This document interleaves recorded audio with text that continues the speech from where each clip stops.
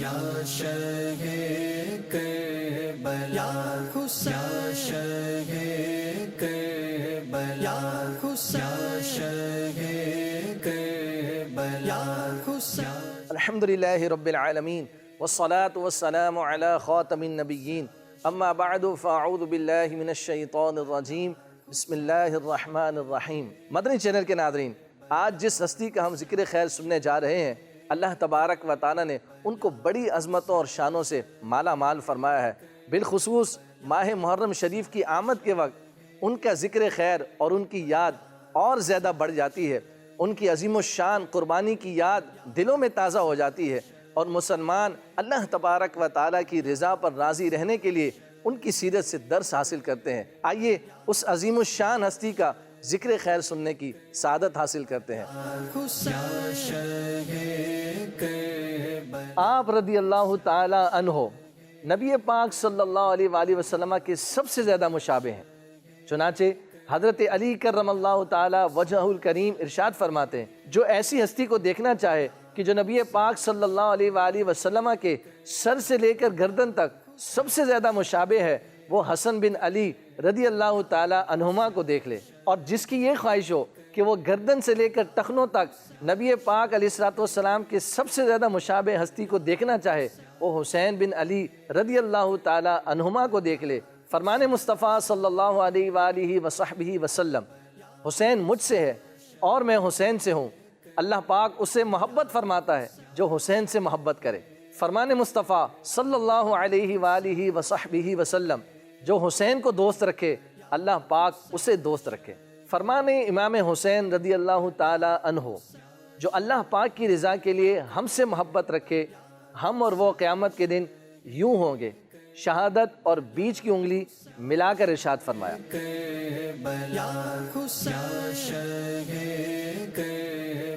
امام حسین رضی اللہ تعالیٰ عنہ کی ایک خصوصیت بیان کرتے ہوئے حضرت علامہ عبدالرحمن جامی رحمۃ اللہ تعالیٰ علیہ ارشاد فرماتے ہیں، حضرت امام حسین رضی اللہ تعالیٰ عنہ جب کسی اندھیرے میں تشریف فرما ہوتے تو مقدس گالوں سے اس قدر انوار نکلتے کہ اطراف روشن ہو جایا کرتے۔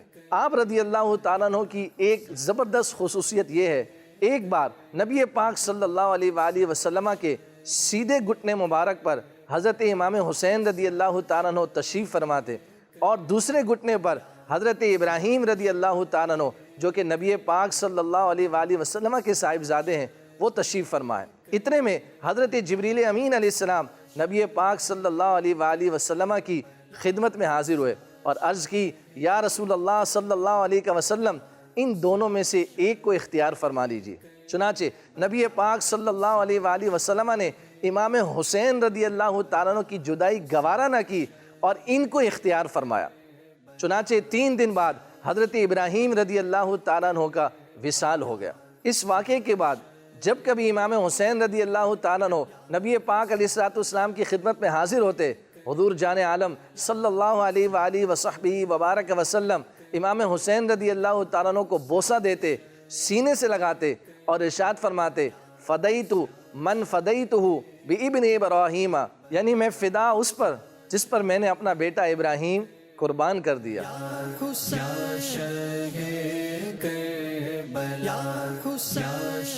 آپ رضی اللہ تعالی عنہ کا نام حسین، کنیت ابو عبداللہ اور لقب سبط رسول اور ریحانۃ الرسول ہے۔ آپ رضی اللہ تعالی عنہ کی ولادت باسعادت 5 شعبان المعظم سن 4 سن ہجری مدینہ طیبہ کے اندر ہوئی۔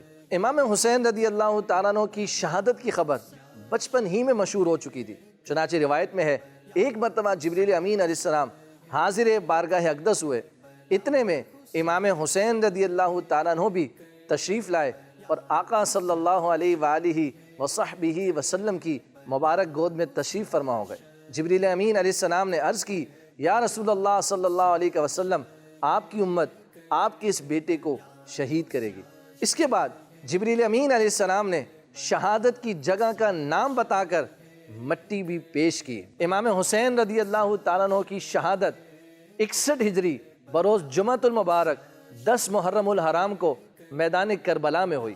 آپ رضی اللہ تعالیٰ عنہ میدان کربلا عراق میں مدفون ہے۔ اللہ پاک کی بارگاہ میں دعا ہے ہم سب کو امام حسین رضی اللہ تعالیٰ کی عظیم قربانی کے صدقے میں دین اسلام کی خاطر قربانیاں پیش کرنے کی توفیق عطا فرمائے، اور امام علی مقام امام حسین رضی اللہ تعالیٰ کے نقش قدم پر چلنے کی توفیق عطا فرمائے۔ آمین بجاہ النبی الامین صلی اللہ علیہ وآلہ وصحبہ وسلم۔ اپنا روزہ دکھایا شہ کربلا